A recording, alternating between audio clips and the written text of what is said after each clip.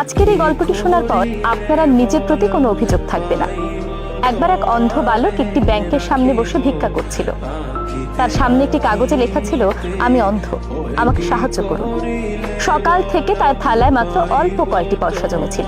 তারপর ব্যাংকের এক চাকরিজীবী তার কাছে এসে তার থালায় পয়সা দিয়ে তার কাছে যে কাগজটি ছিল সেটি উল্টে তার পেছনের পৃষ্ঠায় কিছু একটা লিখে দিয়েছিল।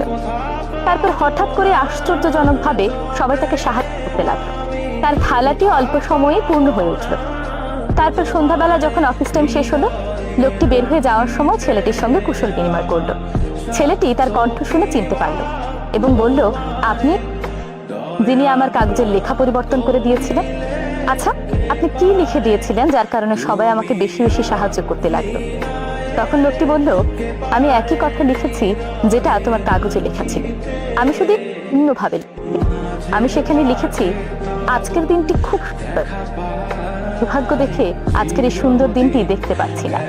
যারা এই লেখাটি দেখেছেন তারা তাৎক্ষণিকভাবে বুঝতে পেরেছেন তারা নিজেরা কতটা ভাগ্যবান, কারণ তারা দেখতে পান স্রষ্টার এই সৃষ্টি তারা উপভোগ করতে পারছেন। যেখানে পৃথিবীর এমন অনেক মানুষ আছে যারা এই সুন্দর সৃষ্টিটুকু উপভোগ করতে পারেন না। অথচ আমাদের জীবনে কত না পাওয়া নিয়ে অভিযোগ করি, কিন্তু আমরা যদি এই ছোট্ট ছোট্ট ঘটনাগুলোর দিকে লক্ষ্য করি তাহলে দেখতে পাবো সৃষ্টিকর্তা আমাদেরকে কত কিছু দিয়ে রেখেছেন। তাই অল্প হওয়া প্রয়োজন, সবসময় পজিটিভ থাকা প্রয়োজন, বলেই দেখবেন জীবনে দুঃখের পরিমাণ অনেক কমে গিয়েছে। ধন্যবাদ সবাইকে।